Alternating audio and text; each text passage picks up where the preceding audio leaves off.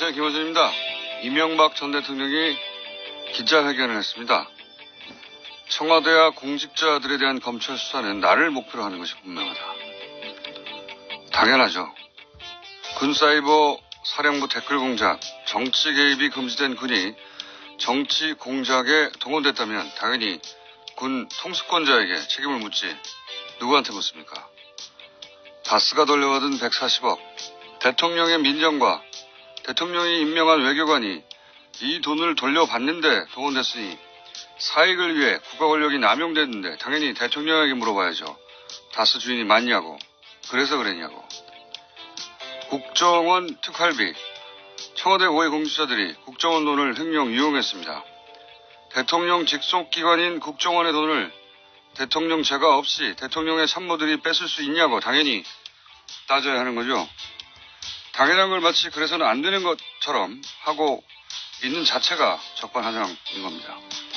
오히려 전직 대통령이라서 마침 직전 대통령이 수감됐는지라, 그리고 김관진, 임관빈처럼 본인에게 직접 책임이 닿을 사람들은 어떻게든 빼내서 지금까지 검찰 수사를 피해왔던 거 아닙니까? 평창올림픽 성공을 소망하시던데 다른 사람들이 잘 알아서 할 테니까 걱정하지 마시고 건강을 잘 챙기시기 빕니다. 건강하셔야 합니다. 김원준 생각이었습니다.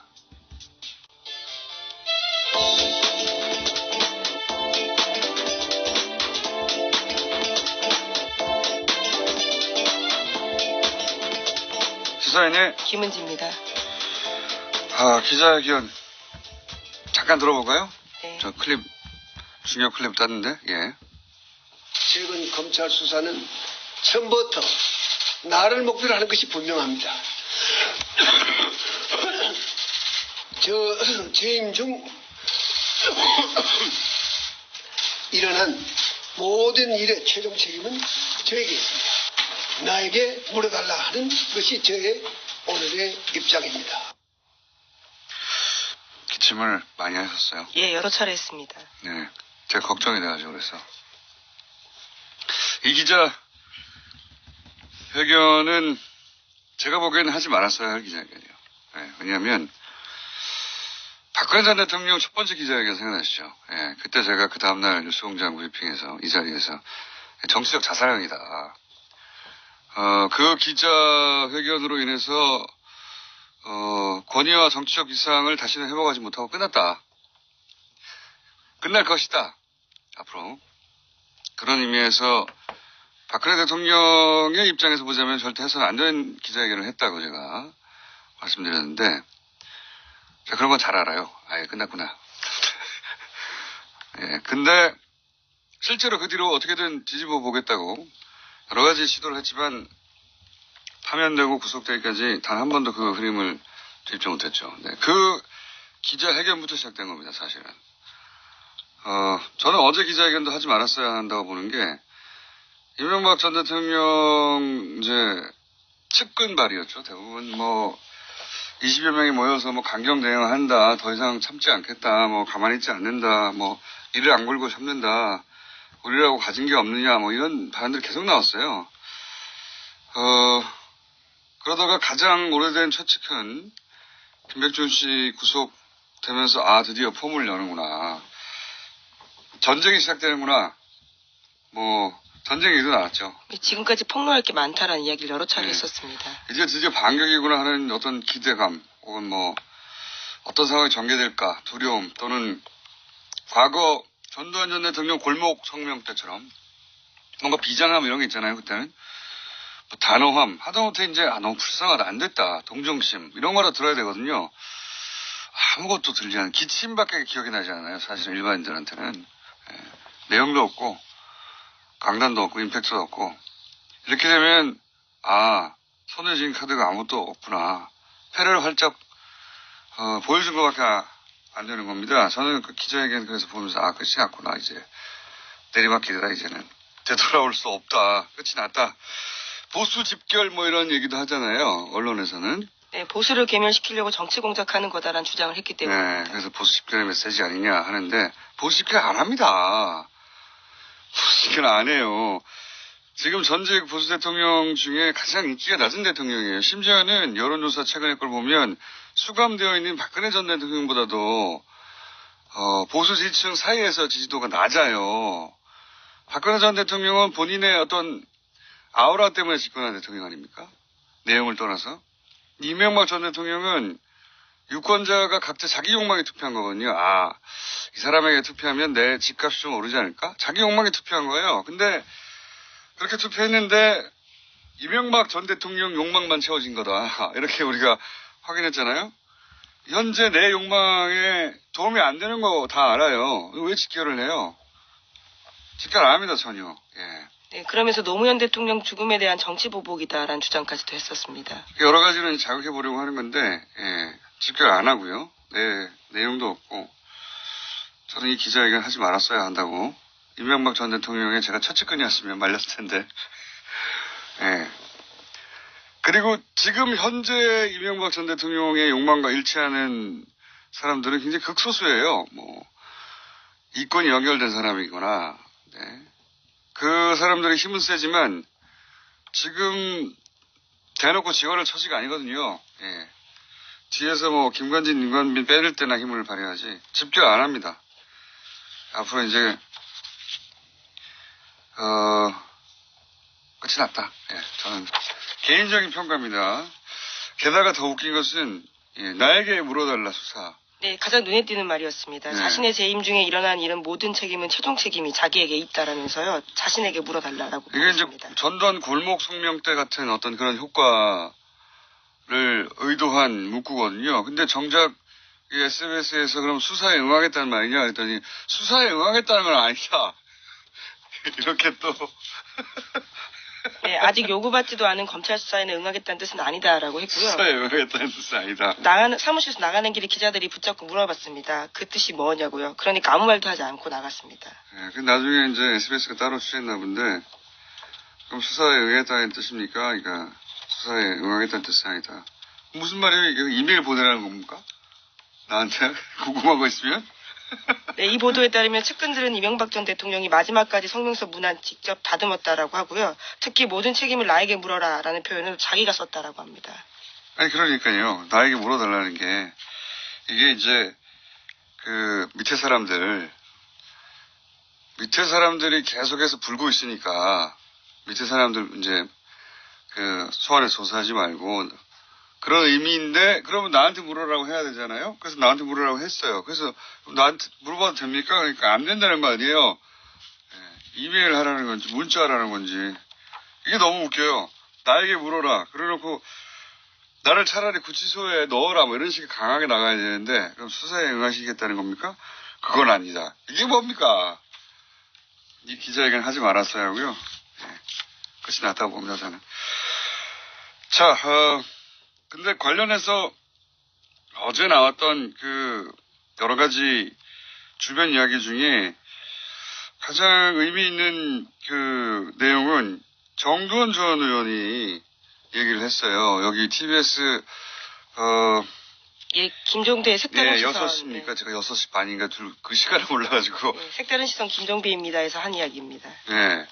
거기서 히트 작을 하나 냈습니다. 그러니까 김백준 키맨이지만 진짜 더 키맨은 김희중 전 청와대 제1부속실장이다 하고 그 내부를 잘 아는 사람으로서 정두원 전 의원이 지적을 했습니다. 여기서. 그러니까 네, 실제로 검찰에 가서 굉장히 중요한 지시들을 많이 했습니다.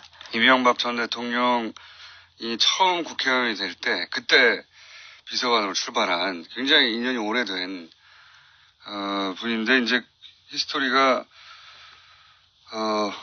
어디 은행이었죠? 저축은행 예, 솔로몬이었는가? 예, 예. 저축은행 비리 당시에 임석 솔로몬 저축은행 회장으로부터 1억 8천만 원 받은 혐의로 구속 기소가 돼서 1년 3개월 동안 복역한 바가 있습니다. 근데 이때 이제 그 부인이 사망을 했는데 예.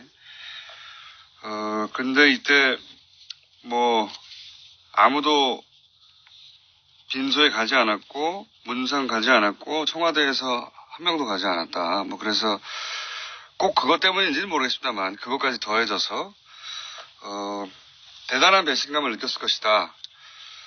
그리고 그런 연유 때문인지 모르겠지만 지금 굉장히 중요한 진술들을 하고 있죠. 예. 네, 김백준 전 청와대 총무기획관에게 1억 원 받아서 이명박 전 대통령에게 보고했다라는 진술도 했고요. 또 2011년에 이명박 전 대통령이 미국 순방 직전에 달러로 환전한 국정원 특수활동비를 이명박 전 대통령 쪽에 전달했다라는 이야기도 김희중 전 비서실장이 했습니다. 여기서 그 얘기가 나온 겁니다. 이명박 전 대통령 부부라고 어제 보도된 부부라고 보도하고 말하는데 실제 내용을 들어보면 그 김 여사한테도 국정원 특활비를 줬다고 하는 내용이 나왔거든요. 제가 어제도 얘기했지만 대통령 순방할 때는 자기 돈 쓸 일이 없어요. 자기 돈을 쓴다면 뭘 살 데밖에 없습니다. 따로 쇼핑을 한다든가. 안 그렇습니까? 예. 지금까지 이제 대통령과 대통령 주변에 공직에 있는 사람들에 관한 얘기였다면 가족에 대한 이야기가 처음 나온 거거든요. 예. 굉장히 전혀 어디로 튈지 모르는 파괴력 있는 사안인데 그 이야기가 여기서 나온 겁니다. 네, 정두원 전 의원의 표현에 따르면 이명박 전 대통령의 집사 중에 집사, 성골 집사라고도 할 정도로 굉장히 돈 관계를 잘 알고 있다라고 합니다. 그게 실제 한번 살고 나왔는데 그때 이제 전혀 챙겨주지 않았고 그리고 이제 부인이 사망했는데 아무도 빈소에 오지 않았고 그래서 최근 검찰 조사를 받고 나서 또 한 번 가야 되는 거 아니에요? 잘못하면. 예, 그래서 나도 살아야겠다는 그런 문자를 보냈다고 하죠. 네, 오늘 아침 중앙일보 보도인데요. 자신이 2번 구속되는 일을 피하기 위해서라도 관련된 진술을 했다라는 점을 인정했다라고 합니다. 하여튼 여기서 촉발된 그 부인으로 향할지도 모르는, 수사가 과연 어디로 튈지 전혀 다른 파장을 일으킬 수 있는 사안이라고 보는데, 그 출발이 지금 김희중 전 부속 실장으로부터 시작됐고요. 그리고 특활비는 지금은 4억 이런 정도 얘기 나오는데, 지금 보면은, 그 4억으로 끝났을 것 같지가 전혀 않은 게, 현재 김주성 전 국정원 기조실장 발로 이야기가 시작됐는데 그 두 번째 기조실장이 모경만 실장입니다. 이 모경만 실장 시절에도 돈이 갔다고 하거든요. 네, 본인이 인정했습니다. 검찰 조사를 어제 받았는데 거기서 그와 같은 사실들을 인정했다라고 합니다. 특활비 액수는 제가 보기엔 굉장히 커질 거라고 보고요. 예. 저는 박근혜 전 대통령 때 건네졌다고 하는 특활비, 예. 훨씬 더 클 거라고 봅니다. 왜냐면 돈에 관한 규모가 크신 분이라서, 네. 한번 이렇게 땡겨왔는데, 되는데, 그리고 영수증 안 났는데, 본인이 안 들킨다고 생각하는데, 지속적으로 땡기지 않았을 리가 없다라고 저는 전망하는 바, 액수는 훨씬 더 커질 거라고 저는 전망하는 겁니다. 네, 청와대 쪽 요구가 있을 경우에는요, 수시로 자신이 관리하던 국정원 특활비 가운데 수억 원을 현금으로 만들어서 청와대에 전달하는 정황도 포착했다라고 합니다. 요건 관련해서 자유한국당이 그렇게 목소리를 높이고 있지 않지 않습니까? 네.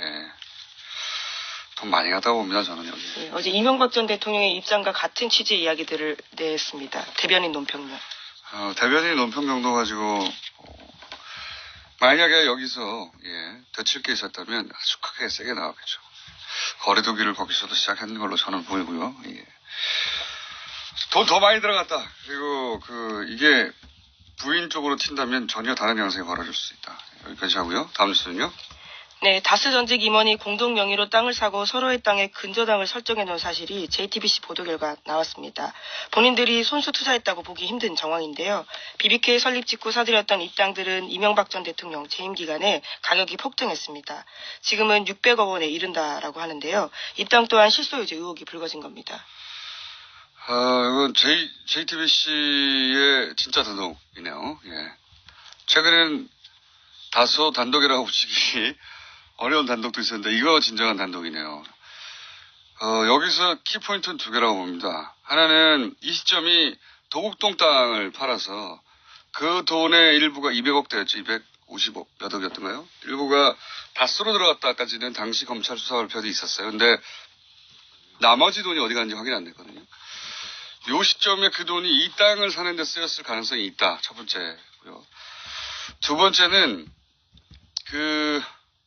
교차 근저당 뭐 이거는 뭐 그 이명박 전 대통령의 실소유 땅으로 의심되는 모든 부동산이 등장하는 겁니다. 특징이죠. 예. 모든 부동산에. 그러니까 그 이름을 빌려준 사람들이 다 같이 공모해서 배신하지 않는 한 땅을 팔 수 없도록 만들어 놓은 네, 그렇죠. 묶음 장치죠. 근데 자기 이건 땅이라도 못 팝니다. 그러니까요. 그러니까 그 사람들 땅이 아니라는 얘기죠. 자기들이 마음대로 사서 팔 수 없는 땅은 자기 땅이 아니잖아요.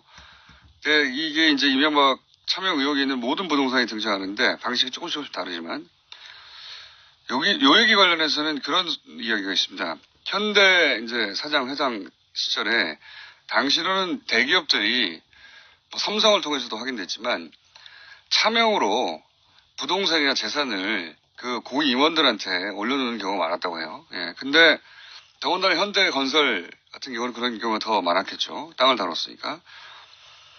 요 이야기는 이제 이명박 전 대통령 그 후보 시절에 잠깐 언론에서도 언급이 됐었는데 이명박 전 대통령 이름 앞으로 됐던 땅들을 본인이 그냥 꿀꺽하고 나왔다.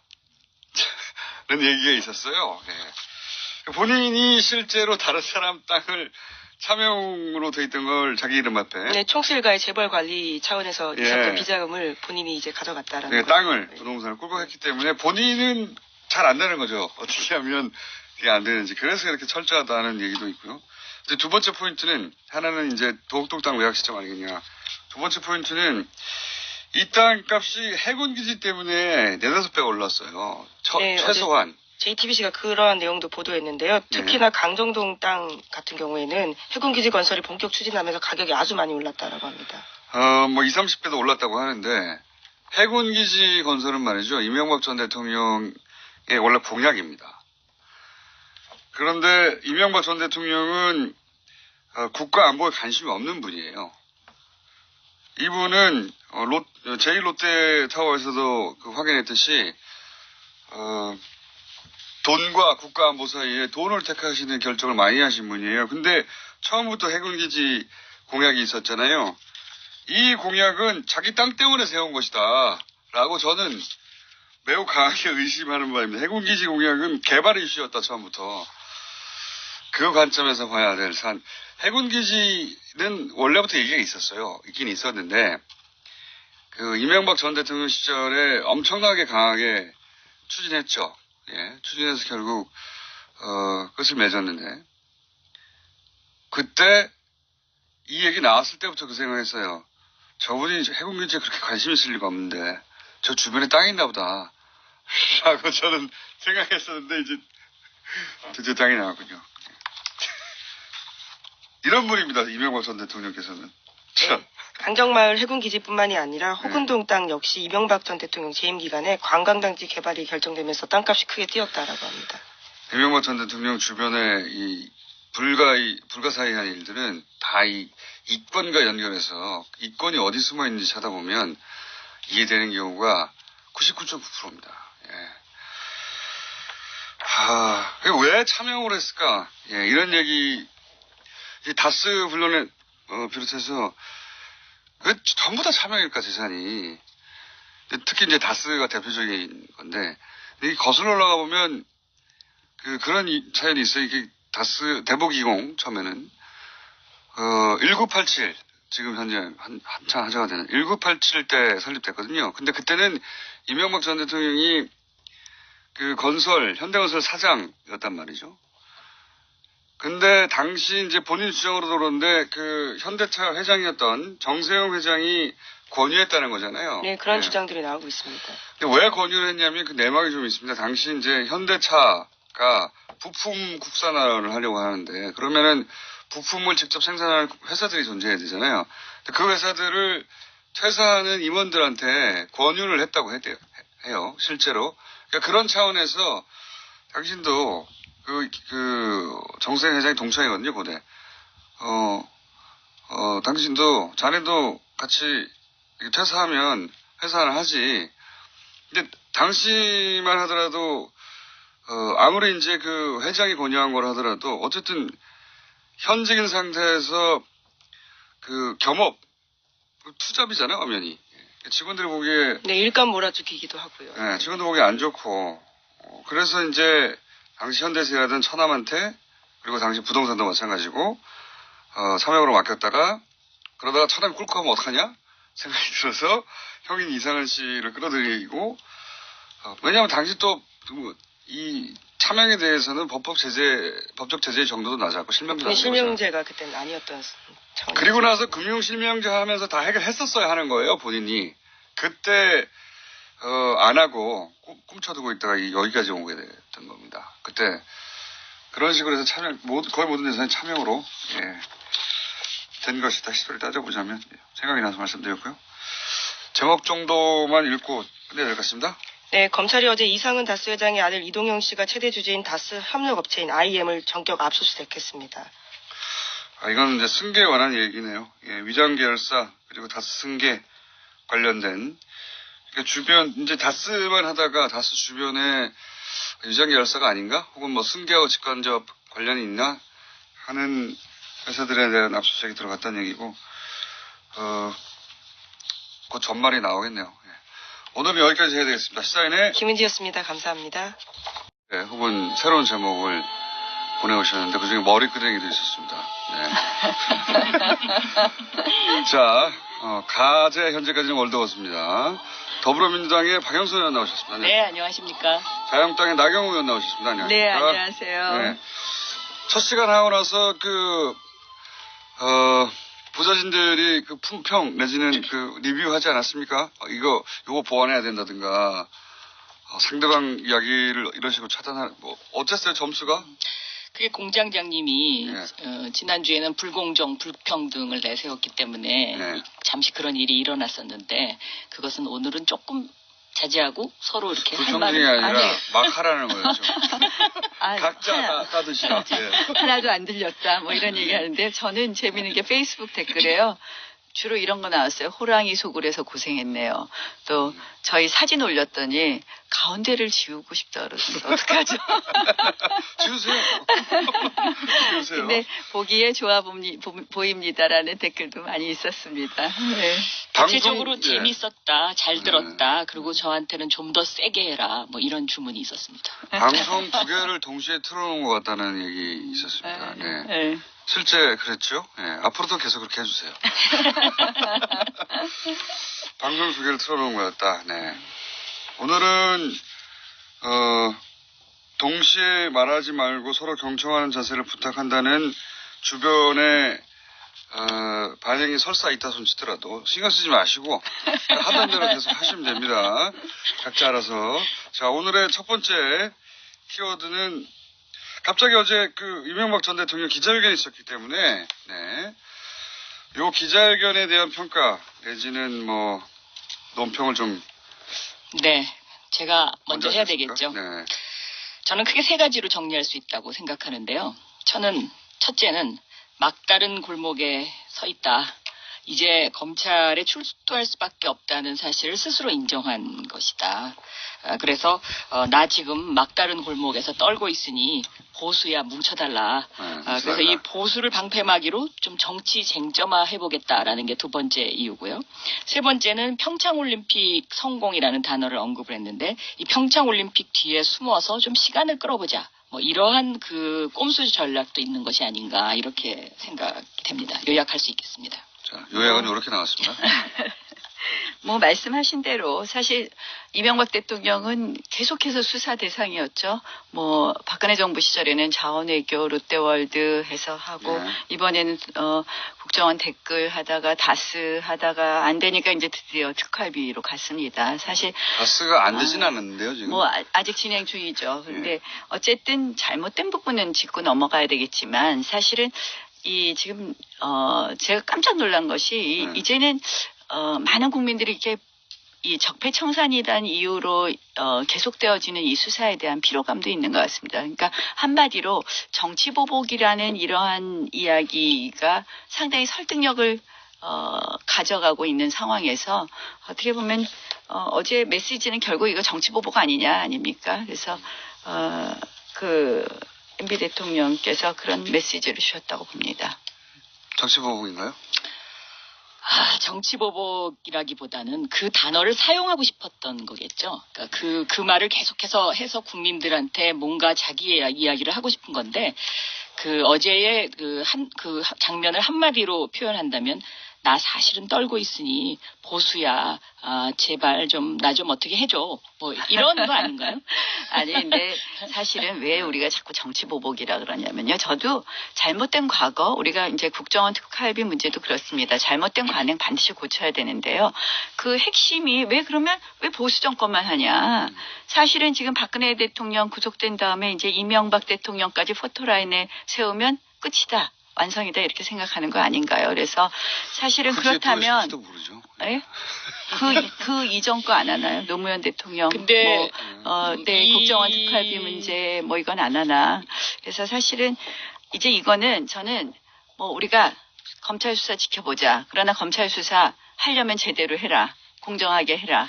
그러니까 정치 보복이라는 이야기 안 들으려면 전 정권 했는데 그러면 전전은 어떻게 되는지 저희 궁금할 따름입니다. 이게 물고 늘어지기 작전 이것은 오늘 근데 제가 별로. 약간 뉴스공장이 좀 네. 편파적인 것 같아요. 네, 왜요? 저희한테 계속 이명박 대통령 이슈를 먼저 얘기해야 아니 된다고. 이명박 대통령이 어제 오늘의 나왔는데 어떻게 탑뉴스. 아니 근데 제가 보니까 탑뉴스. 탑뉴스는 네이버를 아침에 오면서 봤더니 평창이 먼저더라고요. 평창 그래서 얘기도 좀 이따 하죠. 평창이 네, 아직 탑뉴스인데 조금 네, 이명박 왜 대통령 좀 얘기를 편파 아닌가 이런 생각이 말씀. 할게. 그건 이명박 대통령에게 책임을 물어봐 주세요. 네. 이날 하는데 하필 왜 어제 했냐고. 불리하게. 저도 생각보다 이명박 대통령이 좀 빨리 등장했다. 저렇게 생각합니다. 네. 오늘쯤 나오시리라고 생각했는데, 네. 오늘 좀. 이 주제가 되라고 미리 나오셨나 봐요. 네. 예. 이게 지금 이명박 네. 대통령이 특활비에서 딱 걸린 거거든요. 특활비. 그러니까 이 다스나 BBK 이거 증거인멸을 그동안 많이 했었죠. 네. 뭐 이 나경원 의원님한테 조금 미안한 얘기입니다만은 2007년도에는 나경원 의원님이 주어가 없는 여인으로 엄청 떴었거든요. 그 당시에. 네? 아니 꼭 그 얘기 하셔야 되겠어요, 방영선. 좀 미안해요. 약간. 아니 근데 사실은 제가 그 말 때는 제가 엄청 대변인이잖아요. 그러니까 엄청 대변인이었잖아요. 상처받았어요. 어떻게 저 여인은 아니 근데 이게 제가 주어가 없다는 이야기할 수 있나. 말이 이런 거 있어요. 제가 그러니까 말을 하면서 중간이 끊어져서 저 그것 때문에 계속 고생하는데 네. 대통령께서 예전부터 말씀을 하시다 이 얘기하다 저 얘기하다 하시는 거예요. 그러니까 한마디로 뭐 예컨대 BBK와 다스는 적절한 비유는 아니지만 뭐 A라는 이야기를 하다 B라는 이야기를 하니 그 중간에 말이 뜨면서 이게 앞뒤가 안 맞으니까 이게 그 얘기는 아닐 거라는 표현이 저 그거 갖고 여태까지 고생하고 있습니다. 10년째. 차라리 그냥 그때 내가 잘못했다고 하시는 게 더 아니 그러니까 빠르지 않을까요? 아니 제가 그러니까 아니 그래서 아니, 굉장히 영원히 죄송한데 고통받으실 것 같은데 그 일로. 아니 그게 그 아니라 당시에는 제가 아니, 엄청 그러니까 상처받았다는 거. 아니, 저는 사실은 그때 정말 대통령의 말 습관, 언어 습관을 설명한다는 것이 정말 씹힐 일을 한 거죠. 근데 사실은 언어 습관이 그러기 때문에 이게 꼭 그걸 시인한 게 아니다라는 설명을 하다 보니까 그렇게 알겠습니다. 됐습니다. 그때 두 분이 정반대 입장에서 주고받은 공격수가 그러니까 이제 사실은 수르시였죠. 이명박 그렇죠. 대통령 네. 이야기 나오면 네. 박영선 의원도 하시고 싶은 말씀 많으실 거예요. 또 그때 대통령 선거 이후에 뭐 좀 조사도 받고 그러셨죠. 고생 많이 하셨어요. 아유 네. 저 계속 고생했죠. 그래서 계속. 사실 네. 뭐 박영선 성 의원님이 조사를 이렇게, 받은 게 아니라 5년 내내 가족이 유배 생활을 하는 박영선 아주 의원님이 좀 생각하고 속상해 싶지 하시는 않은. 거 이해는 하지만 네. 우리가 저는 이해 정말 못하실걸요. 아, 안 당해보셔가지고. 저도 서울시장 선거 끝난 고통을 네. 좀 얘기할까요? 뭐 우리 다 그런 고통 얘기하면 다 한마디씩 할 수 있을 것 같아요. 검찰에 당한 건 아니었잖아요. 그때. 그런데 저 아무튼요. 경찰에 또 갔었잖아요, 저도. 그래서 그때 우리- 고발하러 가신 거 아닙니까? 아닙니다. 저 수사받으러 갔었잖아요. 그때 거기 관련자가 여기 계신데. 그래서 그래서 제가 아무튼 그러면 제가요. 예. 나 의원님한테 그 약간의 편을 들어드리면 네. 그러면 나경원 의원님에게 있어서 이명박 대통령은 뭔가 난 이 질문을 한번 하고 싶었어요. 저는 사실은 예전에 제가 정치를 시작할 때 노무현 대통령 시절이었는데요. 저는 보수 정권이 다시 들어서는 게 맞다고 생각을 했고요. 그래서 그 정권 교체를 위해서 열심히 일했었습니다. 그래서 저는 그래서 보수 정권을 만들었는데 사실 이제 다시 보수 정권 10년이 이렇게 많이 폄훼되는 것을 보면서 물론 잘못한 부분 고쳐야 되는데 이게 좀 지나치지 않느냐. 전 미래로 가는 게 됐으면 좋겠다 이렇게 생각합니다. 말씀하십시오. 저한테 MB는요. 네. 정말 그 지난 10년간은 참 MB 생각하면 참 슬펐는데 어제 딱 그렇게 그 기자회견하는 걸 보니까 만약에 저에게 지금 MB는 무엇이냐라고 질문을 한다 그러면 도간에 든 쥐구나 이런 생각이 딱 들었습니다. 오늘 준비 많이 오셨는데요, 보니까. 아니 그게 아니라 준비 많이 그 회견을 보는 순간 드디어 제가 신은 진실을 알지만 때를 기다린다. 이 말을 10년간 외우고 다녔거든요. 네, 그때가 지금 이제 오는구나라는 생각이 들어요. 쌓인 게 많으시죠. 뭐, 이런 것 같은 경우는. 특활비 문제도 뭐 철저히 조사해야 되겠지만 저는 사실 그러는 거예요. 왜 우리가 정치보복이냐 그러면 특활비 그러면 이제 아까 노무현 정부 DJ 정부는 안 하느냐. 그다음에 저희가 노무현 대통령 640만 불 수수 사건에 대해서도 지금 사실은 뭐 작년에 이미 그 부분에 대한 고발도 되어 있는 거 아닙니까? 근데 그건 안 하더라고요. 그러니 야당 입장에서는 당연히 정치보복 이야기를 할 수밖에 없는 것이고요. 그래서 우리가 뭐 이명박 대통령께서 어제 결국은 노무현 죽음에 대한 노무현 대통령 죽음에 대한 정치보복 아니냐라는 말씀을 하셨는데, 그래서 더 이상 우리가 지금 자꾸 이 쳇바퀴 돌지 말고 검찰은 깔끔하게 수사하고 지금 이제 몇 개월입니까? 이제 미래 이야기 좀 했으면 좋겠습니다. 이 이명박 대통령의 BBK와 다스 이 특활비 이 문제는 적폐청산의 원조이자 몸통이다. 저는 이제 그렇게 보고 있고요. 640만 불은 안 합니까? 이명박 대통령이 급하면 노무현 전 대통령을 언급하거든요. 근데 언급할 이유도 없고 자격도 없습니다. 그리고 이제 그 640만 불 얘기를 계속 하시는데 이 BBK 다스는 전부 실체가 있었던 거고. 근데 다스가 그러면 이명박 대통령 소유가라고 하면 그 다음에 뭐가 문제가 되는 건가? 이제 엄청난 문제가 발생하죠. 그러니까 거짓말했다 뭐 이런 건가요? 그 거짓말했다뿐만 아니라 이제 경제사범이죠. 경제사범. 저는 엄청난 그 제목이 아마 굉장히 늘어날 겁니다. 물론 이제 뭐 여기에 뭐 비자금이 있다든지 이러면 또 우리가 뭐 의율해야 될 것이 있지만 이 부분에 대해서 우리가 다시 지금 이걸 꺼내서 우리 대통령 선거 직전이라면 이게 문제가 될 수 있죠. 그때 우리 다 했잖아요. 근데 이제 다시 뒤집는데 이게 얼마나 악순환이 될까 하는 생각이 들고요. 이제 재미없는데 평창 이야기 하라고 여기 들어오는 거 아닌가. 이제 오늘 너무 얌전하신데 이렇게 뜨네요, 여기. 이제 평창 이야기 좀 하시죠, 평창. 평창 이야기도 당연히 해야 되는데. 네, 평창 어제 11개 아직 절반이 안 지났거든요. 11개 항을 했어요. 어제 11개 항 합의했습니다. 배분을 하는 게 좋겠습니다. 시간을 절반이라고 반반씩. 아직 한 1, 2분 정도 남았기 지금 때문에. 할 얘기 다 하셨어요. 이쪽은 다 안 철저히 수사해라. 저는 정치 보복이다. 공정하게 수사해라. 우리 수사를 지켜보자. 뭐 이것밖에 근데 저는 할 일이 이 없는데. 특활비 문제가 왜 딱 걸렸다고 생각하냐면요. MB의 신복이라고 생각했던 원세훈 전 국정원장 그리고 김희중 전 부속실장이 검찰에서 다 이야기한 것 같아요. 그러니까 그동안에는 참고 있었는데 억울하다. 내가 뭐 MB를 위해서 더 이상 이제는 안 되겠다. 그래서 다 이 얘기를 한 것 같고 이제 그 김백준이라는 분은 사실상 법률상 대리인이기 때문에 굉장히 상징적인 인물이거든요. 그러니까 이 법률상 대리인의 김백준이 딱 구속되는 걸 보고 MB가 이제는 안 되겠구나. 더 이상 힘들겠구나. 이런 판단을 했다라고 저는 생각하고 있습니다. 그래서 검찰 수사를 피할 수 없다. 네, 이제 말씀 다 하셨으니까 평창 이야기 하죠. 제가 기다렸습니다. 시간을 좀 더 드리세요. 예, 평창 이야기 하시죠. 사실 평창 이야기는 자, 시작하십시오. 평창 원하셨던 주제. 어제 11개 합의사항 냈는데요. 저 진짜 우리 선수들 속상할 것 같아요. 지금 이제 이슈가 원래 한반도기 들고 동시 입장하느냐. 개막식에서 그다음 이제 아이스하키 단일팀 여자 아이스하키 단일팀 하더니 이제는 또 어제는 뭐 엄청난 합의를 하셨어요. 금강산에서 문화행사, 마식령 스키장에 가서 훈련. 북한 마식령. 네, 북한 마식령 스키장에서 훈련. 이 올림픽은요, IOC 헌장에도 있지만 그 올림픽을 통해서 어떠한 정치적 메시지라든지 이런 거 선전하게 되어 있지 않거든요. 명백히. 그런데 저는 이번 평창 올림픽이 이제 문재인 대통령 그 대통령 선거 때 공약을 꼭 실천하시려고 이제 전부 몰아가시는데 이게 평화 올림픽이 올림픽을 지나서 평양 올림픽이 되는 것 아닌가 이런 생각을 합니다. 그래서 저는 평창과 뭐 나이만- 평양이 네. 평화의 상징이 되면 네. 그 이상 대한민국 국민들이 바랄 게 뭐가 있겠습니까? 이건 세계가 네, 바라는 것이죠. 우리가 세계 평화. 네.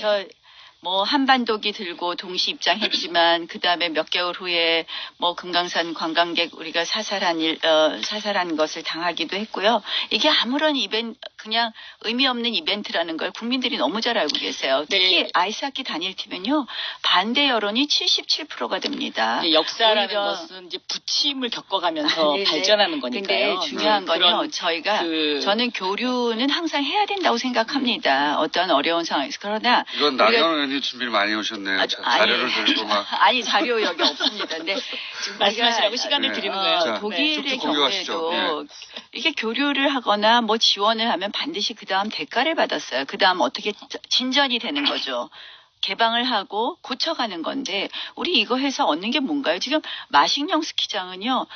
2013년에 개장했는데 외국인 관광객들 안 와서 지금 홍보하기에 급급한데 그 마식령 스키장에 가서 훈련한다는 것은 어불성설입니다. 진짜 선수단을 보낸다면 선수단들이 지금 설질이 같은 평창에서 연습을 해야 되는데 훈련을 거기 가서 한다는 건 말이 안 되는 이제 일이고요. 제가 좀 또 얘기해도 사실은 되겠죠. 그냥 말하셔도 됩니다. 마식령 서로. 언제부터 따지셨다고.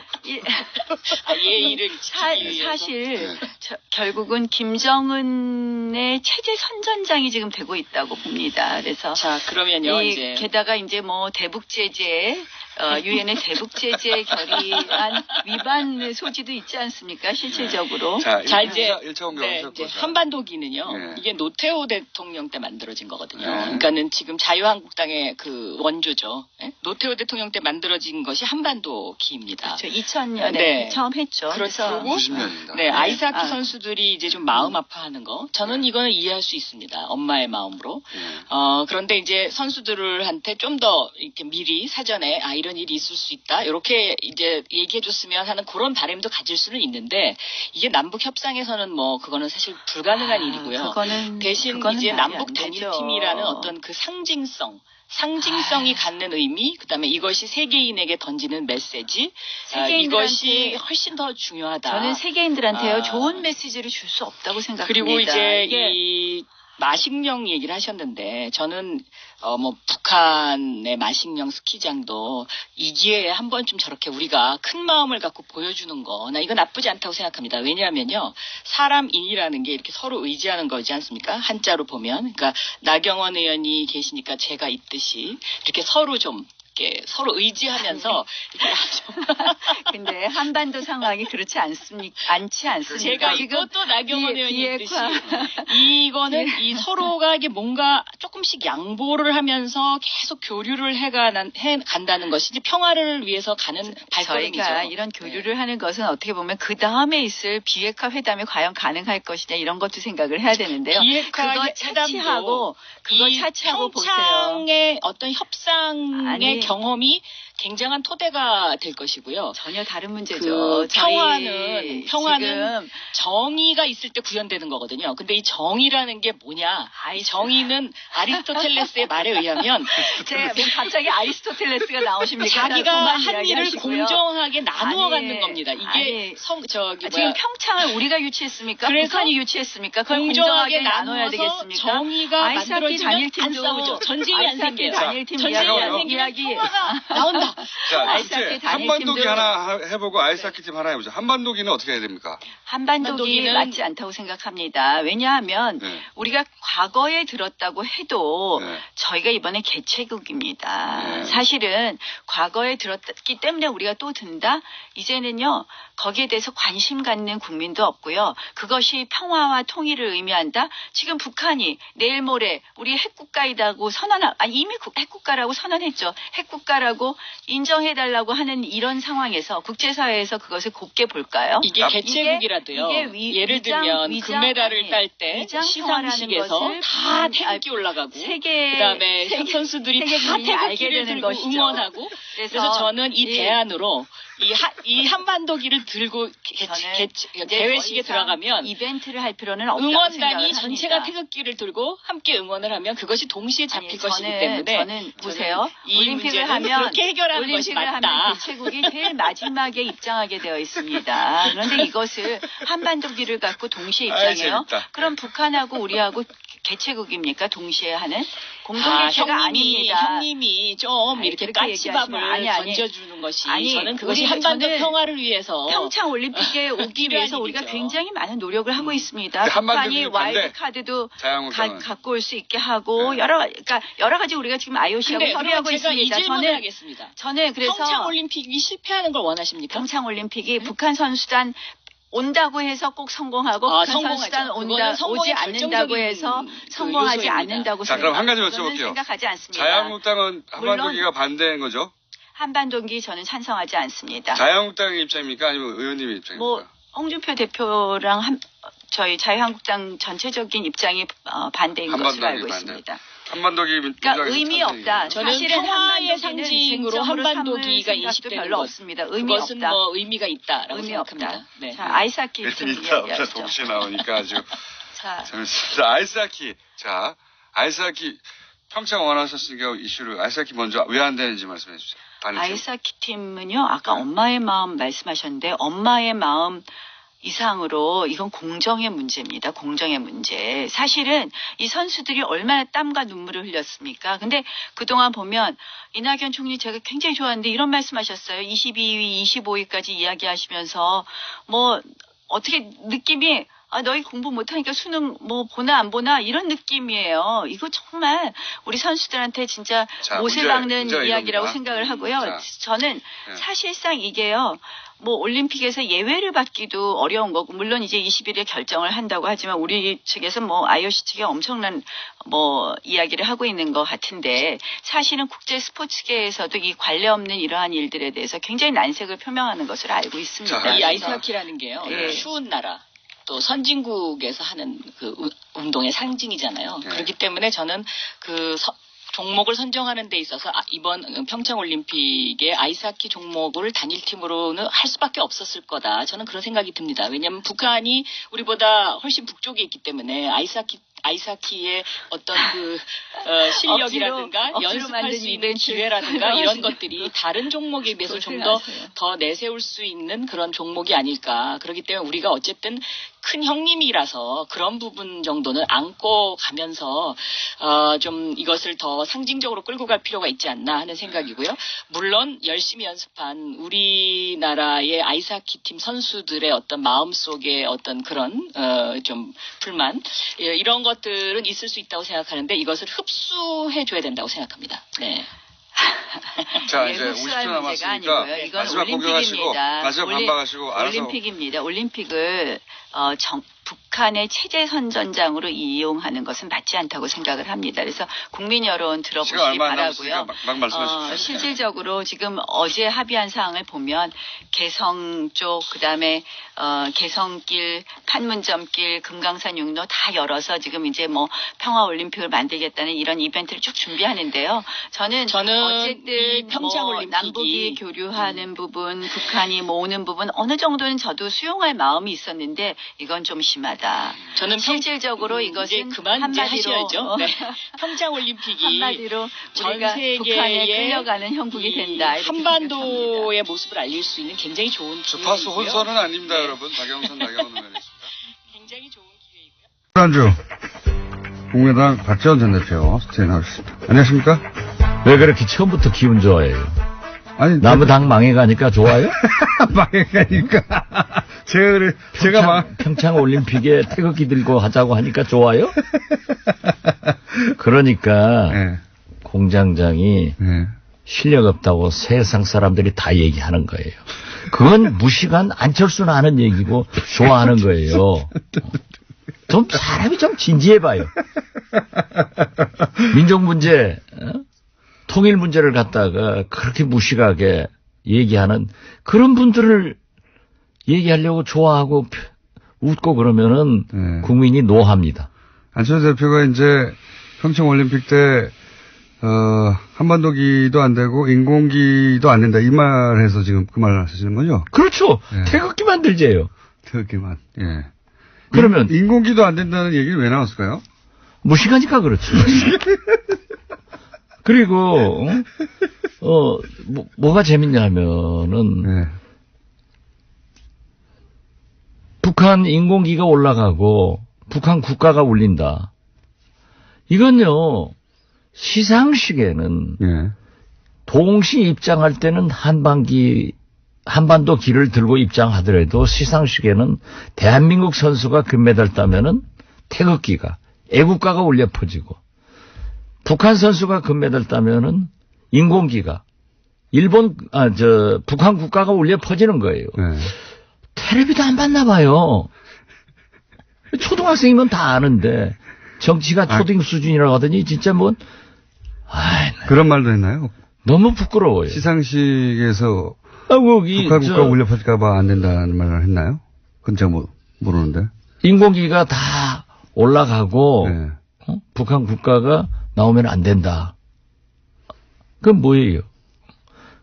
그래가지고 기자들이 어떻게 그렇게 얘기하냐 그러니까는 일어날 일을 외교적으로 대처하자는 말이 했다. 또 그랬어요. 그런데 그 전에는 또 뭘 물어보면은 영어 알죠? if, 만약 이런 질문을 하면은 정치인들이 만약에 대해서는 답변 안 합니다. 그런데 안철수 대표가 안 일어날 일에 대해서는 대처하지 않는다. 그런데 이건 또 대처를 하는 거예요. 안 일어날 일인데. 예. 그만합시다. 똑같은 사람 되니까. 스스로 먼저 시작해놓고 갑자기 그만하시자고. 아니, 공장장이 싱글벙글 하고 나를 이렇게 환영하고 이상한 거 보니까. 대표님이 먼저 웃었잖아요. 들어오시면서. 그거 안 웃어요, 그럼? 생각 말고 입이 쫙 이렇게. 제가 그래서 뭐가 이렇게 기분이 좋으시냐고 했더니. 책임 전가는 잘하는만. 요 얘기 여기까지만 하고요. 국민의당이 이제 하여튼 많은 일들이 있었지만 또 최근에는 더 많은 일들이 있었어요. 당무위에서 전당대회 관련한 여러 가지 규정을 바뀌었다. 이게 어떻게 바뀐 겁니까? 우선 확실히 안철수 대표는 4차 산업혁명의 기수입니다. 전당대회 장소를 예. 4차 산업혁명 시대에 맞게 전국의 23곳에 동시다발로 갖겠다. 예. 그리고 영상으로 사회를 보겠다라고 정했고 예. 정당법에 의하면은 당원은 예. 자기가 탈당계를 내지 않고는 탈당이 안 됩니다. 예. 그러니까 통합민주당의 경우 당원들이 수백만이 되는 게 예. 과거에 통합하고 쭉 이어온 당원들을 정리할 길이 없는 거예요. 예. 그래서 당원 명부를 정당법에 의해서 가지고 있는데 예. 전화를 해가지고 대표 당원이 전화를 안 받거나 하면은 정리를 해버리겠다. 예. 이건 대표 당원이 우리가 예상하는 게 한 10,000명 정도가 되는데 예. 이 모수란 말 알죠? 예. 그것은 알겠지 뭐.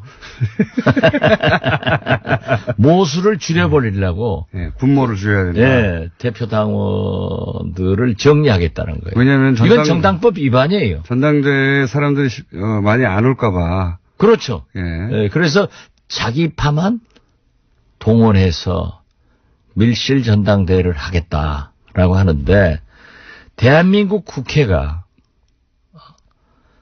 여의도에 있는데 정세균 의장이 사회 보면서 23개 국회를 만들어 넣어서 거기서 하겠다. 이건 있을 수 없는 거고 세계 없죠. 각국의 전당대회도 네. 미국같이 그렇게 큰 나라의 전당대회도 한 곳에서 하는 겁니다. 네. 그거 이제 4차 산업혁명을 이렇게 악용하면은 미래가 없다 저는 그렇게 봅니다. 그렇게 해서 이제 어쨌든 규정을 당권을 쥐고 있으니까요. 규정을 바꾸어서 전당대회가 안철수 대표 쪽에서 원하는 대로 열려서 통과될까요? 통과 안 돼요. 그래도 안 됩니까? 예. 이렇게 해도 왜냐하면은 예. 의장의 사회권 보장이 안 되는 거예요. 그래서 어제 네. 우리 개혁신당 창당 준비위원회에서 법원에 가처분 신청을 했는데요. 네. 이건 저는 사법부에서 결정할 일이지만은 인용이 될 겁니다. 설사 기각이 된다 하더라도 전당대 의장은 이상돈 의원이고 이상돈 의원이 몸을 23개로 갈라야 됩니까? 지금 그러면 이건 박정희 전두환도 이런 짓 안 했어요. 정확하게 지금 법원에 가 있는 사안이 뭐죠? 이게 지금 이런 말씀하신 23곳으로 가르고 하는 것이 그리고 대표당원 문제하고. 대표당원 문제가 이게 정당법을 위반하는 것이다. 네, 그렇죠. 네. 그래서 이걸 막아달라. 예. 당규 예. 개정을. 예. 그 재판장을 우리 김어준 공장장이 했으면 참 잘할 건데. 고시를 합격 못했으니 뭐. 쳐본 적도 없습니다. 그러면 만약에 그게 법원에서 정당의 문제는 정당이 해결하라고 발을 빼면 또 어떡하죠? 이것은 어려울 거예요. 어렵다. 제가 법사위원을 지금 12년째 하고 있는데 네. 되게 절차적 문제에 대해서는 하지만은 전당대회를 23곳에서 개최해도 좋다. 네. 정당법을 초월해서 대표당원을 정리하는 것이 가능하다라고 하면은 법을 깨버리는 거예요. 그렇게 되면 그렇다. 그렇죠. 앞으로 대법원 전원 합의비가 판결을 하는데 23개 놓고 대법원장이 돌아다니면서 동시에 한다고 하니까 불가능한 거죠. 그렇게 전망을 하시는데 혹여라도 법원에 이제 이게 너무 부담스러운 사안이니까 발을 빼면 어떡합니까? 기각되면은 예, 그다음에 기각대로 하는 거예요. 기각되면은 예. 이제 그러면 이상돈 전당대 의장이 예. 적절한 조치를 할 겁니다. 그런데 여기에서 얘기하면은 또 저 사람들은 4차원 세계에서 살고 4차 산업혁명이 기수이기 때문에 또 다른 기상천외한 것을 대응을 하니까 얘기는 하지 않지만은 전당대회는 안 돼요.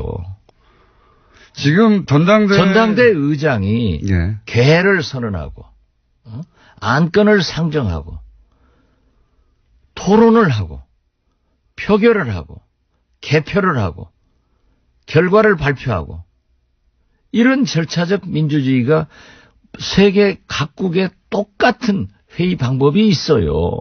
이것을 무시하고 23곳에서 해가지고 의장이 없는데 누가 선포해요. 그러니까는 또 이제 그건 못했어요. 차마 꼴뚜기도 있겠죠. 낯짝이 있겠지. 전당대 의장이 사회를 해태할 때 잘 안 본다고 하면은 당대표나 그 사회를 본다. 이 규정을 만들려고 했대요. 국회의장이 정세균 의장이 국회를 안 열면은 대법원장이 와서 사회를 볼 겁니까? 대통령이 사회를 볼 겁니까? 국회는 국회의장이 보는 거고 전당대회는 전당대 의장이 보는 거예요. 그런 걸 몰라가지고 자꾸 불필요한 질문에. 오늘 유승민 안철수 대표가 공동 합당 통합 선언을 한다고 하는데 뭐 그런 선언을 안 해도 이제 통합하는지 다 알고 있긴 하지만 결국은 지금은 이제 여러 가지 절차적 문제가 있긴 하지만 결국은 어쨌든 하긴 할 거 아닙니까? 어떤 수단과 방법을 하잖아요. 할 거예요. 그죠? 제가 네. 처음부터 그랬잖아요. 안철수의 고집과 그런 면에 추진력이 출중한 사람이다. 그런데 제가 뭐 여기 와서 안철수는 유시민의 아바타다라고 하니까 아주 우리 공장장이 좋아하셨는데 예. 이제 보니까는 형님 먼저 아우 먼저야. 그래요? 유승민 대표가 예. 내가 유시민을 좋아해서 자꾸 유승민은 싫어해요 저는. 유승민 대표가 한반도기 안 되고 태극기 들어야 된다. 예. 하니까는 그대로 또 유승민 따라하기를 하더라고요. 그러더니 이제 우리 안철수 대표는 한 발 더 나가서 인공기도 안 된다. 네. 그러면 북한 선수가 태극기들로 안 하면 오겠어요?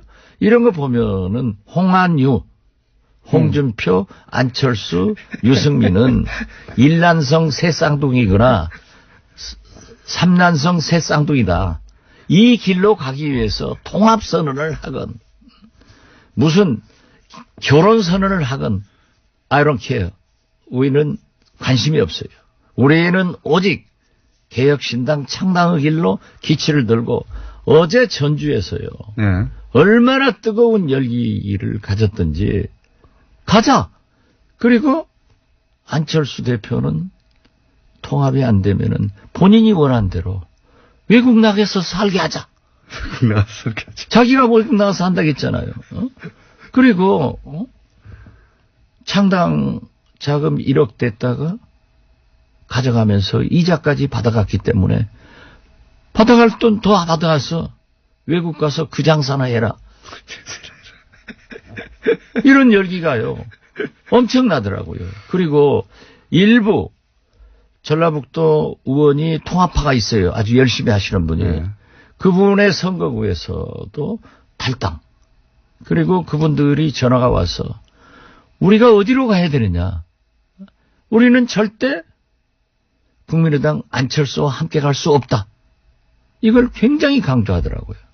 그래서 우리는 창당의 불씨를 댕겨서 1월 28일 날 28일이요? 네. 창당준비위원회를 발족시키고 네.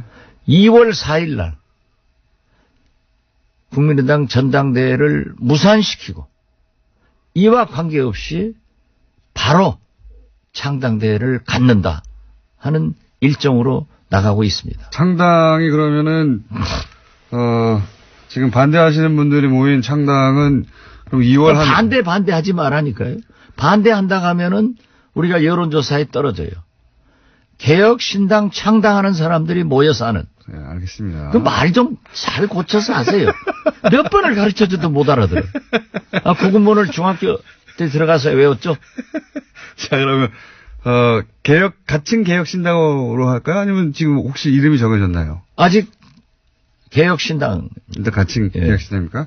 개혁신당 창당준비위원회가 28일 날 발족하면 창당은 언제 됩니까? 창당은 2월 4일 2월 4일 국민의당 전당대회를 보고 하루 이틀 사이에 최소한 실패하더라도 실패하건 예. 인용되면은 예. 뭐 가처분서 신청이 이 결과와 인용되면은 무관하게 하는 겁니까, 그럼? 결과가 무산되면은 전당대회가 무산되면은 안철수 대표는 외국으로 떠날 것이고 예. 우리는 국민의당을 개혁신당의 이념에 맞게끔 예. 리모델링한다 이겁니다. 리모델링 할 예. 것이고. 그리고 예. 안철수 대표가 무산돼서 틀림없이 뻔뻔해가지고 당대표 안 내놓을 거예요. 안 내놓으면은 우리는 2월 9일 예. 평창 동계올림픽 개막식 전에 개혁신당의 창당의 깃발을 올린다. 2월 9일. 예. 그때 우리 와서 뭐 당직 하나 줄 테니까 다음에 출마 한번 해볼래요? 당직 하나 줄 테니까. 홍보위원장 주든지. 여기 몇 분이나 참여합니까? 많은 사람이 할 거예요. 현재 우리 의원들이 가장 큰 관심사가 원내교섭단체를 구성하느냐. 그러니까 20명이 되느냐 안 되느냐잖아요. 그런데 그게 1차적으로 저희는 목표는 하지만은 예. 연연하지 않겠습니다. 개문발차하면은 다 우리에게 오게 돼 있습니다. 어제 저녁에도 몇 분 만나서 얘기를 했는데 지금 망설이는 분들이 있어요. 있겠죠. 당연히. 과연 창당까지 가야 되느냐. 예. 안철수 대표가 그 전에 전당대회를 못할 것 아니냐. 예. 그러면 우리 국민의당을 리모델링 하자 하는 의견도 있지만은 그 말이 상식이 안 통할 뿐이에요.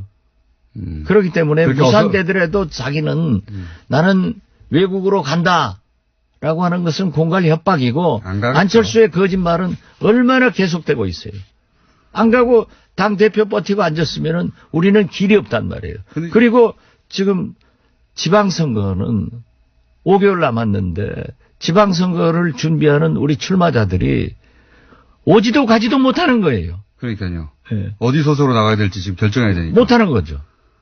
그렇기 때문에 그분들을 위해서도 또 그분들은 그래요. 저한테도 대표님은 선거가 3년 남았으니까 느긋하지만 우리는 4개월 남았는데 어떤 깃발을 들어야 됩니까? 무소속을 가야 됩니까? 또 호남에서는 민주당에서도 안 받아줘요. 자기들도 이미 짜여 있기 때문에. 네. 그렇기 때문에 시간이 너무 촉박하죠, 모든 게. 모든 게 촉박하죠. 네. 그러니까 그분들을 위해서도 우리가 개혁신당을 창당해야 된다. 그리고 어제 전주에 개혁신당 창당 결의대회는 엄청나게 뜨거웠다. 그리고 그 요구가 하늘을 찔렀다. 이렇게 말씀드립니다. 두 가지 이제 문제가 남지 않습니까? 하나는 중립이라고 이제 이야기되던 분들은 도대체 어떻게 할 것인가. 그리고 비례대표 중에 분명히 안철수 대표와 함께하지 않겠다고 뜻을 표명했던 분들이 있는데 그분들은 또 어떻게 되느냐. 이 창당할 때. 그 문제는 어떻게 되고 있습니까? 중립을 표명, 소위 중재파, 네. 우리 박주선, 네. 김동철, 네. 뭐 황주홍 네. 이런 분들이 계세요. 예. 주승용 의원은 조금 뭐 자기는 통합하에 있겠다. 그건 잘 모르겠어요. 그러나 저는 그분들도 우리에게 오리라고 봅니다. 왜 그렇게 생각하십니까? 그리고 중재파들도 어떤 경우에도 통합은 반대한다. 안철수 대표가 나가라. 그렇기 때문에 우리가 개문발차하면은 나중에 버스에 올라타는 것은 조금 늦더라도 함께한다. 저는 이렇게 보고 있고요. 또 안철수 대표와 가깝게 지내는 당직을 가지고 있는 의원들도 예. 지금 이런 얘기를 해요. 자기들이 당직을 물러나고 안철수 대표를 비난하지 않은 채 합류할 수 있다. 개혁신당에 참여하겠다. 비례대표는요. 예. 지금 유승민 대표마저도 정치적 합의를 해서 해줘라. 그렇죠. 이런 얘기를 했고 과거에 안철수 대표도 경남 도의원, 부산 기초의원들을 민주당에 요구해서 제명시켜줘서 예. 받아온 적이 있습니다. 국민의당으로 그랬던 적이 자기는 하고 이제 와서는 자기는 못하겠다라고 하지만은 합의위원이 될 겁니다. 결국은 된다고. 예. 만약에 예. 우리가 다 가져가 버리면 전당대회를 무산돼 가지고 안철수 대표가 외국으로 가면 모르지만은 여기서 정치한다고 하면은 안철수 대표가 저희들한테 합의위원 해주시오라고 사정할 날도 온다. 저는 그렇게 보기 때문에 또 만약 이것도 저것도 안 된다고 하더라도 우리가 지역구 의원들로 개문발차를 하면은 국민의당 소속으로 있는 비례대표 의원들이 우리하고 행동을 해버리면 끝나는 거예요. 사실상 원내교섭단체가 된다. 저는 그렇게 봅니다. 이렇게 생각하면 되는 겁니까? 그러니까 만약에 무산이 된다면 전당대회가 굉장히 중요하죠. 전당대회가 만약에 무산된다면 전당대회가 무산되어도 지금 어떻게 했어든 안철수 대표는 그 유승민 대표하고 합당을 해야 되는 거 아닙니까 지금? 그렇지 않으면 정치적으로 갈 길이 없잖아요. 그럴 때 아니 무산되면은 자기는 외국 간다고 그랬어요. 이거 가겠습니까? 안 가죠. 안 가죠. 그러니까. 거짓말을 한두 번 했어요. 근데 제 말은 그때 합의이혼이 이루어질 수 있을 것이다. 그러니까 전당대회는 실패했으니까 전당대회 이외에 이제 서로 갈라지는 방법은 서로 조건에 맞춰서 합의이혼을 깨끗하게 하는 거 아닙니까? 그때 합의이혼이 될 수 있을 것이다. 그래서 그렇게 과거에는 정치공학적으로 여러 가지 계산을 했습니다. 그렇지만 지금 21세기 4차 산업혁명 시대에 살고 있는 우리 국민들, 젊은이들은 깨끗한 것을 요구하는 거예요. 그래서 저는 그렇게 주장을 합니다. 제가 나이는 먹었어도 저는 진짜 이 적응력이 빨라요. 엄청나게 빠르시죠, 네. 아주. 예. 그렇기 때문에 SNS도 제가 제일 잘하는데 이건 내 홍보. 예. 돈 안 내고 홍보하는 거예요. 그런데 그렇게 정치적 계산을 하는 구정치 하지 말자 이거예요. 우리가 비례대표건 지역구 의원이건 원내 교섭단체가 안 되더라도 깨끗하게 어떻게 홍안유하고 하느냐. 어떻게 평창 동계올림픽을 저렇게 파탄시켜보려고 하는 반민족적, 반통일적 세력과 정체성이 다른데 할 수 있느냐. 이걸 딱 구분해가지고 나와서 하면은 나머지 의원들도 다 우리에게 오기 때문에 결국 우리는 보다 큰 적폐 세력의 청산, 보다 큰 개혁을 위해서 우리가 우리의 길을 가자. 안 되는 길에 계산하고 연연하지 말자 하는 것이 안철수의 구정치와 다른 박지원의 새정치입니다. 전당대회 무산 그리고 합의위원 이렇게 정도 생각하면 되겠네요. 합의위원 뭐 기대는 하지만은 그 연연할 필요 없어요. 그것도 연연할 필요가 예. 어차피 그게 지지부진해지라도 창당 그냥 간다. 창당한다. 그리고 비례대표 의원들은 비록 소속은 국민의당에 있다 하더라도 우리하고 같이 활동을 하기 때문에 우리 의원총회에 오기 때문에 우리하고 같이 표결에 참여를 하기 때문에 실질적인 원내교섭단 제휴 활동을 할 수 있고 지금 가장 큰 문제는 말이죠. 홍안유 이 꼬마당 유승민 대표와 우리가 신당을 창당하면은 꼬마당 안철수 대표가 꼬마 합쳐놓으면은 거대 야당 홍준표 당이 되는데 앞으로 문재인 대통령은 국회에서 국회 선진화법에 의해서 개혁 법안도 통과되지 않고 잡히지만은 그래도 MB 그 어제 말이 되는 얘기를 하는 거예요? 여기까지만 하죠. 왜 한마디로 논평하면 어땠습니까 어제? 예. 제2의 전두환이죠. 전두환은 골목 성명. 네. MB는 서재 성명. 3분 입고 들어가요? 자기가 깨끗해요? 가만히 기다려도 불러요. 다스가 누구 건지 나오잖아요. 김주성, 국정원 기조실장이 불잖아요. 김우중 부속실장이 불잖아요. 유용, 예. 김희중이죠? 부속실장 김희중이고요. 네, 김희중이. 김희중 부속실장이 저축은행 관계로 감옥에 갔어요. 예. 아무런 보살핌이 없었어요.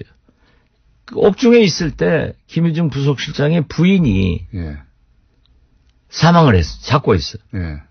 아무런 조의 표시도 안 하니까 그 나름대로 뭐가 있는 거예요. 그렇기 때문에 나는 말이죠. 저도 대북송금 특검의 고초를 겪어봤지만은 아니 MB 정부 때처럼 같이 함께 있던 사람들이 가서 줄줄줄줄 불어대는 사람 나 처음 봤어. 역시 아버지 보면 아들 알고 그 대통령 보면 그 부하들 알겠어. 이게 말이 돼요? 기조실장이 내가 대통령 만나서 이거 상납 받으면 안 된다라고 얘기했다고 불었잖아요. 네. 김희중 부속실장이 얘기를 했잖아요. 그런데 자기는 안 했다. 이게 돼요? 그러니까 곧 가요. 가만히 있어도 부를 건데 왜 나를 불러라 하니까 뭐 자기가 정의의 사또야? 이게 말도 안 되는. 아무튼 정의의 사또. 이게 참나 웃기는 거죠. 다스는 누구 건가 나오잖아요. 그 김우중 다스 회 사장이 네. 다 지시받아서 이렇게 했다. 김성우. 예. 김성우. 예. 예. 이제는 내가 말할 때다. 알겠습니다. 하는 거예요. 그런데 대표 시간 다 됐어요. 우리가 절대 그렇게 계산적이고 그렇게 연연하지 않고 우리는 진짜 남북 문제에 대해서 개혁에 대해서 적폐청산에 대해서는 정리를 하지 않으면 촛불혁명은 어디로 갑니까? 자, 여기까지 하겠습니다. 이제 할 말 없죠. 네. 이렇게 정의로운 답변을 누가 하겠어요? 지금까지 국민의당 박지원 대표였습니다. 감사합니다. 감사합니다. 그것마저 알려주마. 네, 박지원 대표가 사실은 그것마저 알려주신 시간을 다 잡아 드셨어요? 네, 바깥에서 많이 웃었습니다. 네, 다 드시고, 네. 다 드시고 나와가지고 오늘 초스피드로. 네, 알겠습니다. 네. 초스피드로 1, 2번만 짚어야 되겠습니다. 자, 첫 번째, 대통령 국정수행 지지도 하락했을 거라고 저는 보는데. 네, 하락했습니다. 2주째 하락하면서 60%대를 기록을 했습니다. 네, 자세히 보면요. 3.5%포인트 하락해서 67.1%를 기록했고요. 긍정평가. 부정평가는 4.5%포인트 하락해서 23.8%를 기록했습니다. 일별로 잠시 보면요. 특히, 네. 가상화폐 폭락한 날 같이 폭락하지 않았어요? 그렇습니다. 15일 월요일 날에 기억하실지 모르겠지만 국무조정실에서 향후의 가상화폐 규제 방향성에 대해서 발표를 했고요. 네. 그 발표가 있은 이후에 훨씬 이에 대한 어떤 보도, 논란이 확대가 되었습니다. 그리고 어제에 가상화폐 폭락 보도가 상당히 많이 확산되었고 실시간 검색으로도 상당히 많이 확산되었습니다. 잘 안 하신 분들은 잘 모르는데 네네. 예. 특히 20, 30대가 많이 하고 그렇습니다. 그리고 이게 이제 보수 매체와 종편을 중심으로 가상화폐 폭락은 바로 현 정부 때문이다라는 보도가 엄청나게 쏟아졌거든요. 그렇습니다. 그리고 댓글부터 시작해서 각종 커뮤니티에 네. 정말 댓글 부대 많이 붙었다라고 네. 할 게 너무 눈에 들어갈 정도로. 근데 이거는 이제 자기 돈을 손해보는 사람들이 생기니까요. 그렇죠. 영향을 주는 사안이 많습니다. 예, 이 가상화폐와 관련된 정책 혼선과 함께 하나 더 추가하고 싶은 것은 기본적으로 현재 평창올림픽 남북회담과 관련되는 네, 모든 현안들이 이슈를 정치 쟁점화, 정쟁화되고 있습니다. 그러니까 자유한국당이 성공하고 있는 거죠. 예, 단일팀, 한반도기, 체제비, 동시 입장, 예, 심지어 선수단 외 기타 방문단 규모까지 거의 모든 그 회담에서 나오는 현안들이 정치 쟁점화되고 이런 건 있습니다. 처음이에요. 네. 과거에 단일팀 관련해서는 언론을 비롯해서 전폭적으로 기본적으로 이 단일팀이 왜 필요하고 어떤 의미가 있으며 어떤 도움을 줄 건지 언론이 전폭적으로 지원했거든요. 지금은 근데 언론도 이게 문제다, 이게 쟁점이다, 이게 논란이다, 모든 거가 쟁점화되어 있기 때문에 이것도 이제 댓글 부대 많이 붙었어요. 기본적으로. 제 댓글 부대 10년 관찰자로서 최근에 많이 붙었는데 정말. 네, 그래서 정부 출범 이래로 가장 많이 붙었습니다. 지금 이 가상화폐하고 남북 단일팀. 일정 정도 어떻게 보면은 성공을 하고 있지 않나 보기도 그렇게 보이는데요. 쟁점화에 성공하고 있어요. 네, 중도층이 무려 7.3%포인트나 하락했습니다. 이게 이제 그러니까 보수 쪽으로 가는 거죠, 기본적으로. 이념 대결이거든요. 네, 기본적으로 그렇습니다. 이념 대결화하면 어느 한쪽을 선택하게 돼 있고. 예. 요 이슈, 그러니까 가상화폐를 가지고 한 것은 20, 30대에 실제 돈을 잃었지 않느냐. 그렇죠. 거기를 공략한 것이고, 요 올림픽을 가지고 공략하는 것은 이념으로 가르는 거거든요. 둘 다가 효과를 발휘하고 있는 거죠, 현재. 또 하나 재밌는 것을 소개시켜드리면 자영업 직군이 3주 연속 빠졌어요. 67.7, 66.8, 63.5, 57.9로. 요거는 최저임금 가지고 공략하는 겁니다. 그렇습니다. 최저임금 관련해서 새해부터 계속 지속적으로 지금까지 계속 양산되고 있습니다. 지금 이제 동시다발 전략이거든요. 네. 근데 이제 자세히 또 한번 보면 문 대통령을 대선에서 찍었던 투표층, 이른바 핵심 지지층이죠. 여전히 91%를 기록해서 90%를 상회하고 있습니다. 이거는 중도층을 공략하는 겁니다. 전부 다. 지금 현재 전략은. 그리고 이 중도층 공략에 거의 올인을 했어요, 보니까. 이 동시다발로 자영업 공략하고 비트코인 공략하고 올림픽 공략하고. 네, 중도층 같은 경우는 사실 유동성이 되게 좀 다른 그 이념 성향보다 큰데요. 이 중도층은 다음 주까지 한번 더 봐야 될 것 같습니다.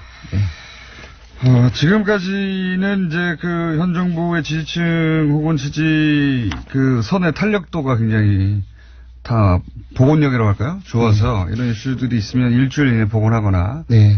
그리고 북핵처럼 큰 이슈가 생겨서 한두 달 떨어졌다가 다시 복원하거나 했었거든요.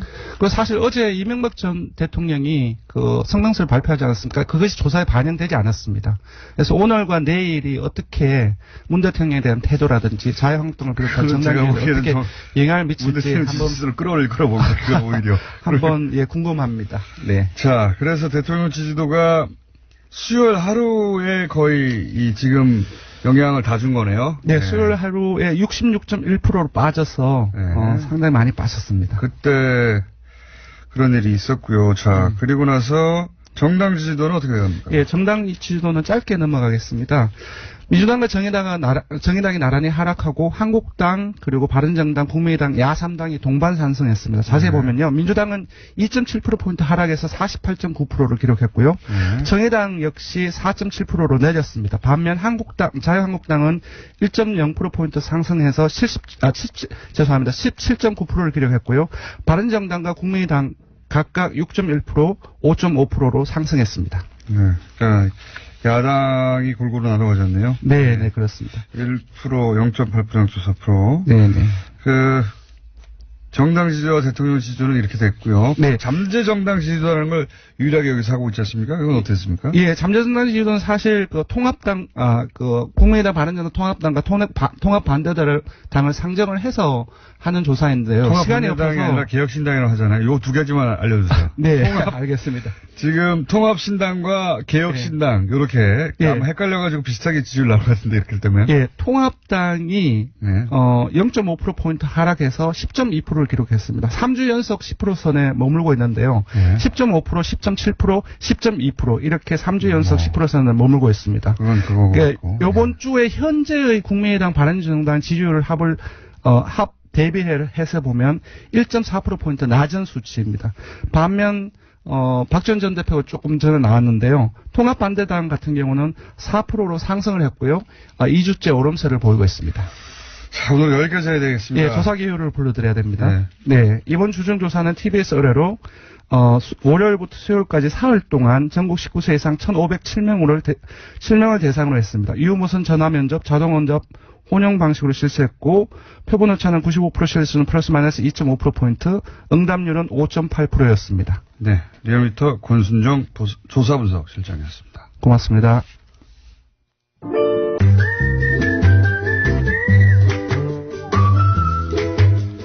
도시건축가 김전희 박사님 나오셨습니다. 네, 시간 많이 남았습니다. 걱정하지 마십시오. 무려 7분. 무려 7분. 예. 아니, 제가 겨울 동안에 정책 얘기를 좀 하겠다고 그러니까 재미가 없다고 이렇게 자꾸 줄이는 것 같은데. 그건 아니에요. 그거 아니고 앞에 저는 재밌습니다. 재밌는 얘기가 많아서 그런 것 같긴 한데. 제가 겨울 동안에 정책 공부하기는 좀 좋아요. 근데 정책을 왜 공부를 해야 되느냐는 사실은 일반 사람들이 왜 정책 공부해야 되느냐. 잘 공부하세요?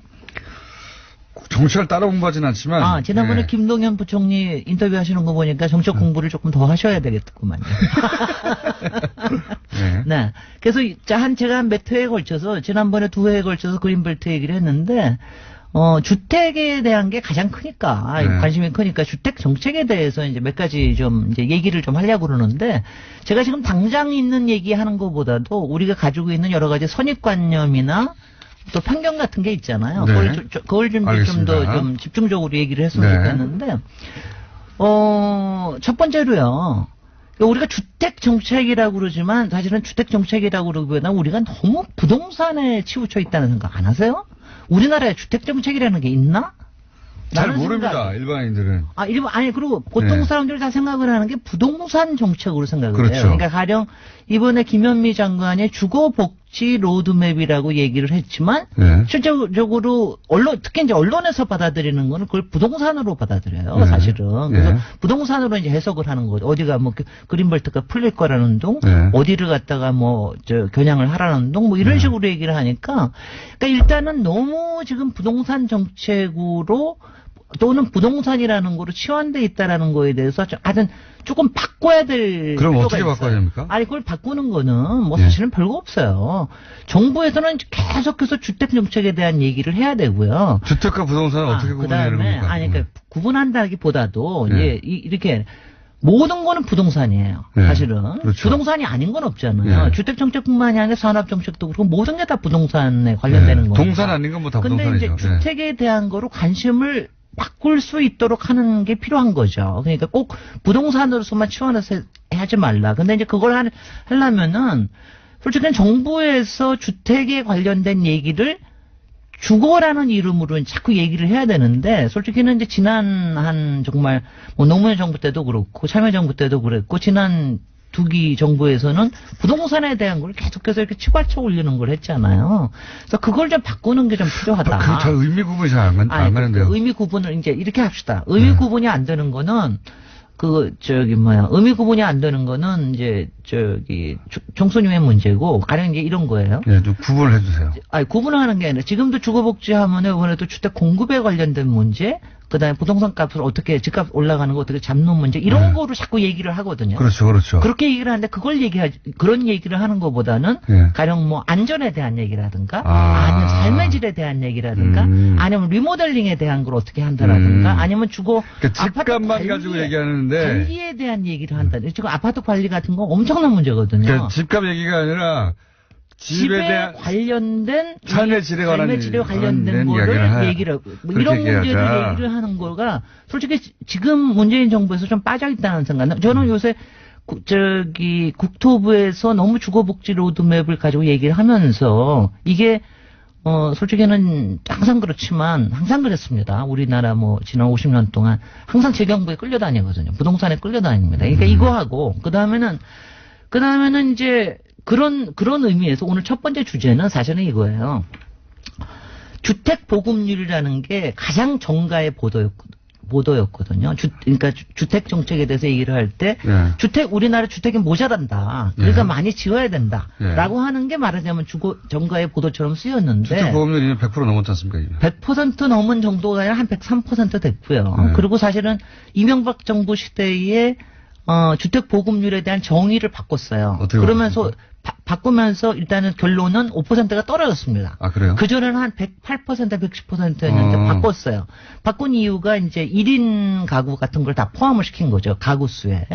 그러니까 뭐냐면 주택 보급률이라고 하는 거는 사실은 그것도 이용되기 위해서 국가에서 정의하는 경우가 상당히 있다라는 거. 그러니까 이명박 정부 시절에 그걸 바꾼 이유는 집을 더 많이 지어야 되니까. 그런 이유가 상당히 있다. 그다음에 또 하나는. 그러니까 이 보급률이 낮아야 더 많이 진다. 그다음에 두 번째로 하는 거는 일단은 주택은 모자라지 않다. 지금 전체 통계가 한 103% 됩니다. 작년까지 포함해서. 그런데 편중돼 있으니까요. 그런데 편중돼 있는 거 두 가지를 알아야 되는 게 그렇다고 집을 짓지 않는 건 말이 안 됩니다. 하나는 뭐냐면은 일반 시민들이 알아야 될 게 한 110% 정도까지가 될 때까지는 사실은 주택 시장이 안정되지는 않습니다. 왜냐하면 시장에서는 끊임없이 변동이 일어나고 그 안에서 빈집도 생기고 그래서 한 10% 정도의 여유가 있어야 시장에 쿠션이 생긴다는 거예요. 오래된 집들도 있고. 그다음에 두 번째는 지역마다 편차가 너무 심하다는 거. 그러니까 지금 가령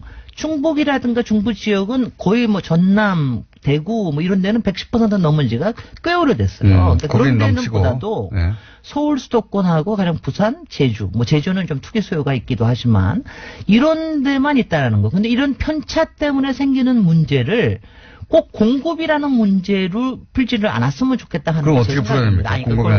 오늘 다 얘기하기는 어렵고요. 그러니까 제가 힌트라도 줘야죠. 아니 오늘은 일단은 주택 보급률이라는 거에 연연하지 말자. 그 다음에 우리나라의 일단 주택 수 자체는 모자라지 않다. 그러니까 이 모자라지 않은 거를 어떻게 활용하느냐 하는 문제도 국토부에서 얘기를 해야 되는 겁니다. 새로 짓는 것만이 해법이 아니고 공급만 가지고 얘기하는 거는 이미 지어진 것을 여기서부터 시작을 해야 사실은 발상을 그렇게 좀 바꿔야 진정한 주택 정책이라는 게 이루어질 수 있다라는 거를 제가 좀 이제 오늘 먼저 스타트로 얘기를 하고요. 다음 주부터는 아파트 공화국, 단지 공화국. 왜 우리나라는 이렇게 아파트 공화국이냐? 왜 아파트만 이렇게 지으려고 그러냐? 1가구 1주택이라는 거는 그렇게 좋은 곳이냐? 임대주택은 우리한테 왜 이렇게 부족하냐? 이런 걸 가지고 좀 차분차분하게 얘기를 해보려고 그럽니다. 그런데 그러니까 이제 지금 오늘의 핵심은 그거네요. 그러니까 주택이 모자란다고 자꾸 공급하려고만 하지 말고 그 안에 있는 주택의 질을 가지고 생각을 해야 된다라는 거. 활용을 어떻게 해야 되는 거. 그다음 부동산으로만 보지 말라라는 거. 재산으로만 자꾸 접근해가지고 모든 문제를 얘기하는데 그게 아니다.